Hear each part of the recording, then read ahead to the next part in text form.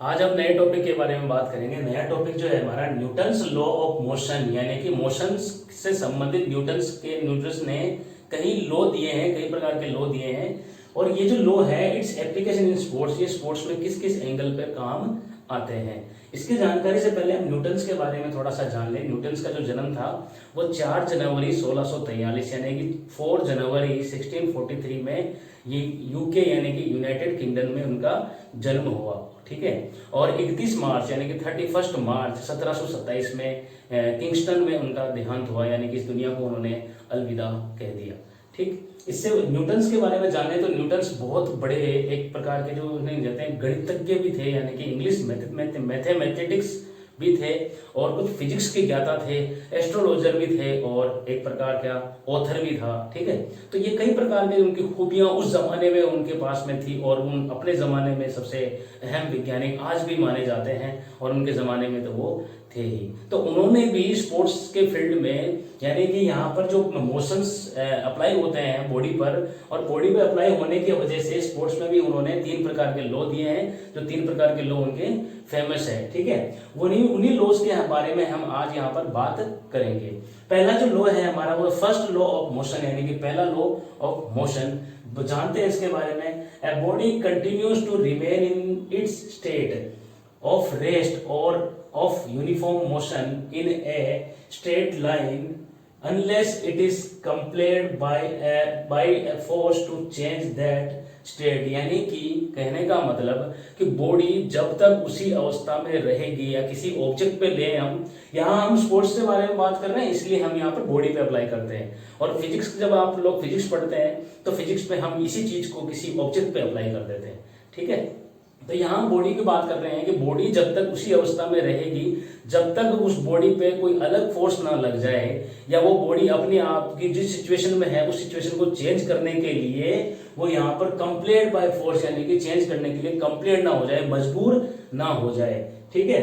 That is also called the law of inertia, और इसी law को हम लॉ ऑफ इनर्शिया के नाम से भी जानते हैं, ठीक है। जो फर्स्ट लॉ है, फर्स्ट लॉ ऑफ मोशन, यानी कि लॉ ऑफ इनर्शिया के नाम से भी जानते हैं। तो यहां पर कहने का मतलब ये था कि चीज जब तक उसी अवस्था में रहेगी जब तक कि उस पर दूसरी फोर्स अप्लाई नहीं हो जाती।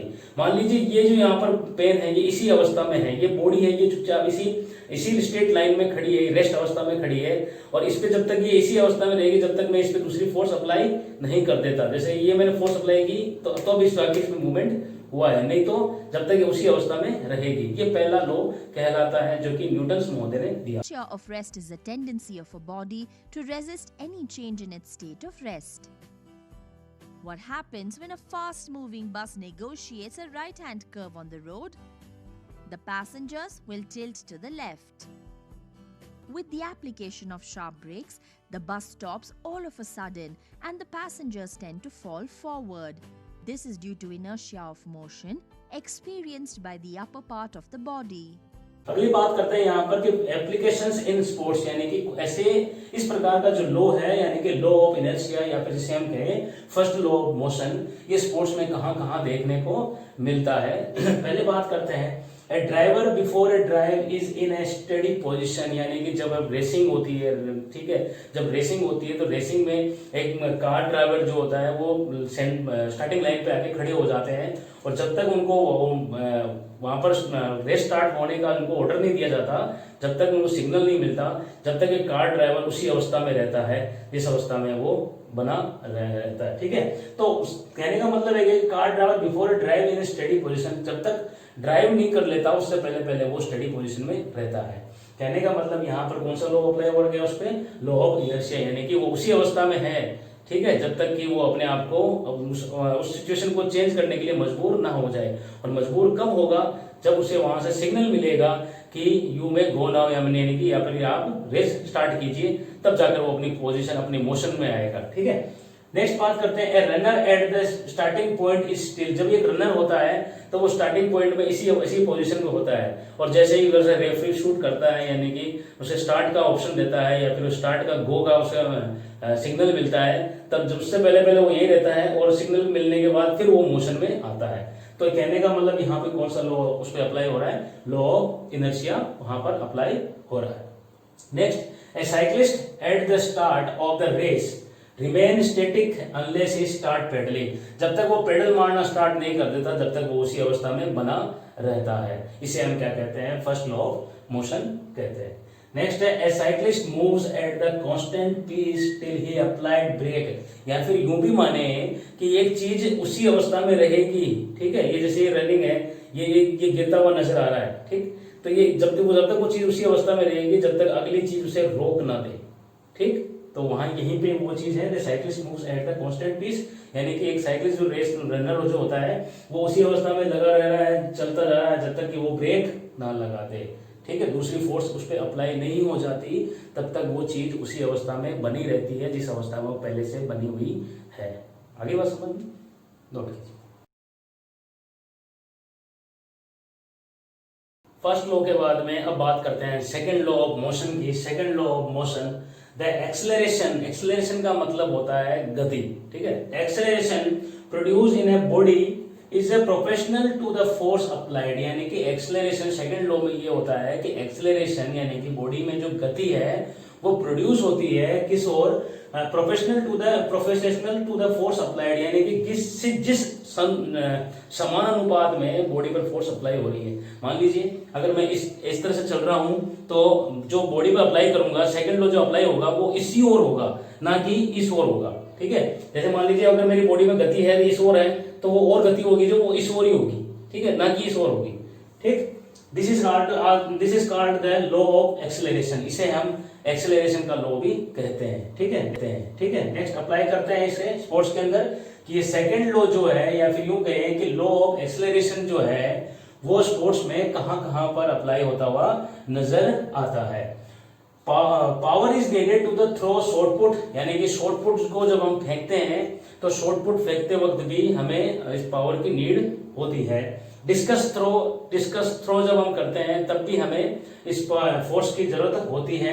एंड हैमर थ्रो जब हम करते हैं तब भी हमें एक्सेलरेशन और लॉ ऑफ एक्सेलरेशन की जरूरत पड़ती है। नेक्स्ट है force is applied by weight lifter to the weight lift, weight lift को उठाने के लिए भी वेट लिफ्टर्स फोर्स को अप्लाई करते हैं। Throwing a ball in cricket, और क्रिकेट के अंदर जब हम बॉल को थ्रो करते हैं तब भी हमें लॉ ऑफ एक्सेलरेशन की जरूरत पड़ती है। एक्सेलरेशन का मतलब होता है यहाँ पर स्पीडली, यानी कि चलती हुई बॉडी में और ज्यादा स्पीड लगाना, दैट इज कॉल्ड एक्सेलरेशन कहलाता है। तो यहाँ पर जब हम क्रिकेट के अंदर बॉल को थ्रो करते हैं स्पीडली तो उस चीज को हम क्या कहते हैं, यहाँ पर कौन सा लॉ लगा है, यानी कि लॉ ऑफ एक्सेलरेशन यहाँ पर लगा है।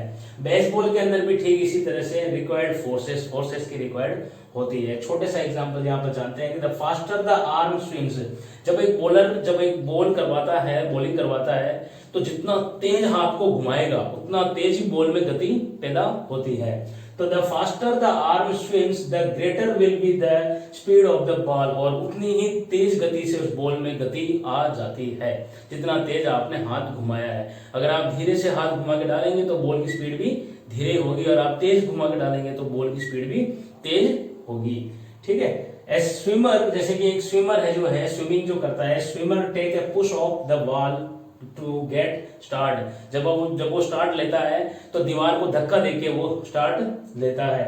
The more the force is applied, जब वो ज्यादा फोर्स उस पर अप्लाइड करेगा तो क्या होगा, the more will be the acceleration, तो उसकी गति भी उतनी ही तेज होगी। जैसे मान लीजिए एक स्विमर है, एक दीवार को धक्का देके आगे स्विम करता है तो धीरे धक्का देगा तो उसकी गति भी धीरे होगी, और तेज धक्का देता है तो उसकी गति भी तेज होगी, ठीक है। तो कहने का मतलब ये है कि इसे हम क्या कहते हैं, लॉ ऑफ एक्सेलरेशन कहते हैं। एक छोटा सा एग्जांपल जो इसमें नहीं है, एक अपने जो दिनचर्या में हम अप्लाई करते रहते हैं वो चीज मैं आपको बताता हूं। एक मोटरसाइकिल होती है जिसपे हम बैठते हैं और एक तरफ होता है क्लच, ठीक है, गियर क्लच जो जिसमें हमारे काम आता है, ब्रेक होता है, स्कूटी में इस तरह दोनों तरफ ब्रेक होते हैं, या मोटरसाइकिल में क्लच होता है, उधर का हैंडल होता है, एक तरफ का होता है जिसमें हम क्या होती है, रेस जो होती है, ठीक है। उस रेस को हम एक मैकेनिकल भाषा में एक्सीलरेट भी कहते हैं, एक्सीलरेटर बोला जाता है, ठीक है। वही ठीक एक्सीलरेटर है यहाँ पर एक्सेलरेशन, यानी कि जितना एक्सीलरेट आप करेंगे उतनी गति आपकी होगी, जितना एक्सीलरेट आपका कम होगा उतनी गति आपकी कम होगी। तो वहां पर वही चीज है कि लॉ ऑफ एक्सेलरेशन, यानी कि जैसे हम चल रहे हैं 40 की स्पीड में, हम और ज्यादा एक्सीलरेट करते हैं तो और ज्यादा स्पीड में हम स्पीड में आ जाते हैं, ताकि हमने क्या किया वहां पर स्पीड अप्लाई की है तो हम खुद भी स्पीड में आ गए। ठीक है, तो that is called law of acceleration, वो लॉ ऑफ एक्सेलरेशन कहलाता है। आगे बात समझ में, नोट कीजिए। In the first one, a car is traveling in a straight line at a constant speed of 80 kilometers an hour. And in the second one, a plane is traveling in a straight line at a constant speed of 1000 kilometers an hour. In which case do you think acceleration is involved?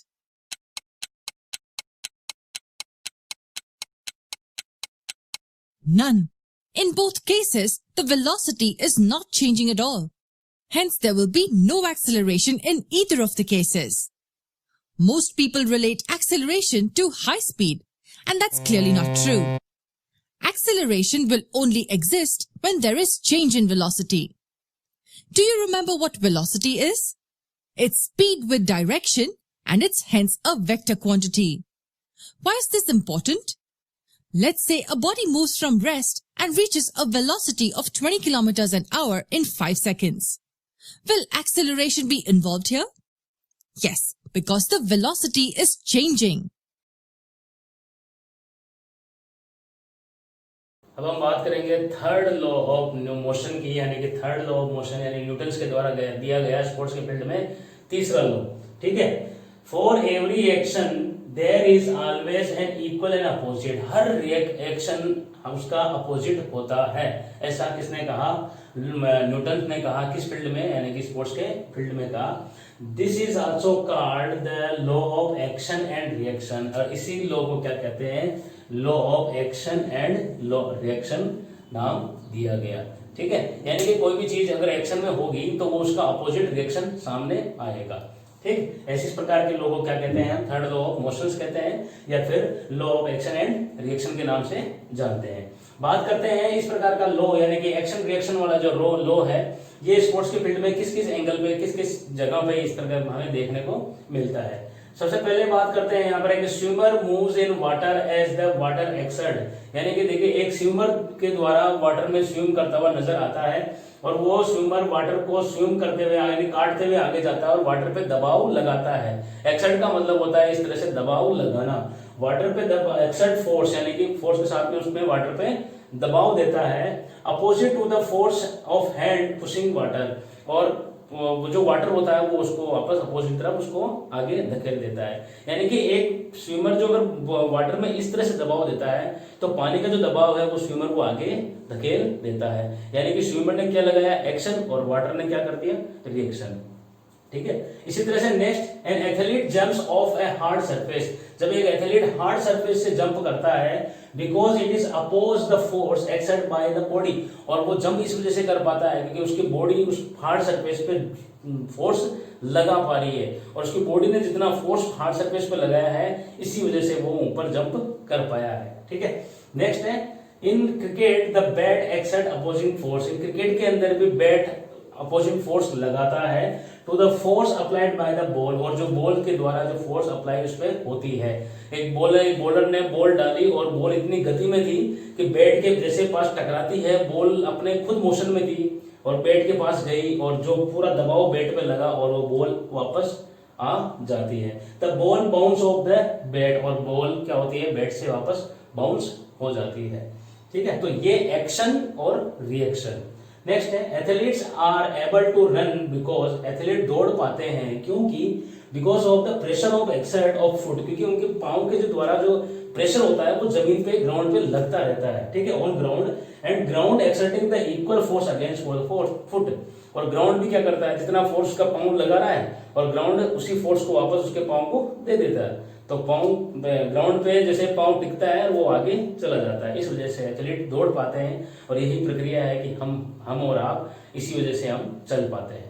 ठीक है, तो ये जो थे यानी कि तीन law जो यहाँ पे बताए गए हैं न्यूटन्स के द्वारा, कि फर्स्ट लॉ यानी कि चीज जब तक अपने मोशन में रहेगी जब तक उस पर दूसरी फोर्स अप्लाई नहीं हो जाती, और तीसरी चीज यानी कि वो चीज जो ऑब्जेक्ट है या फिर जो बॉडी है वो उसी अवस्था में रहेगी जब तक वो या तो रुक नहीं जाए या और ज्यादा उस पर फोर्स लग नहीं जाए जब तक वो उसी अवस्था में रहती है। और तीसरी चीज कि बॉल गति में आती है, टकराती है और वापस चली जाती है, यानी कि एक्शन में है और रिएक्शन उसका हो जाता है। सपोज यहाँ से हम यहाँ से बॉल को अगर मान ली दीवार पे फेंकते हैं तो दीवार पे जो फोर्स है वो, दीवार जो है वो हार्ड सरफेस है, बॉल के साथ में जो फोर्स आता है वो बॉल के साथ ही आता है और दीवार पे वो बॉल का दबाव पड़ता है, वो पूरा दबाव पड़ेगा और उसी प्रेशर की वजह से बॉल वापस चली जाती है। ठीक है, तो ये होता है बॉल, इसका एक्शन और रिएक्शन, दैट इज कॉल्ड, इसे हम एक्शन रिएक्शन भी कहते हैं और इसे हम थर्ड लॉ ऑफ मोशन भी कहा जाता है। नोट कीजिए। Riding a bicycle. Have you ever wondered why a bicycle moves forward? Ah, well, it moves according to Newton's third law, which says that for every action, there is an equal and opposite reaction. To understand this, see what happens when you drop a tennis ball. As the tennis ball hits the floor, it causes a downward force on the floor. This is the action. The floor reacts by pushing on the ball with the same force, but in the opposite direction. Action, reaction. Together, the floor and the ball form what's called the action-reaction pair. So now how it applies to your bicycle. When you push the pedal, the parts of the tire which touch the ground push it backwards. The ground also pushes the tires forward with the same force. So the parts of tires and earth form a pair of action and reaction.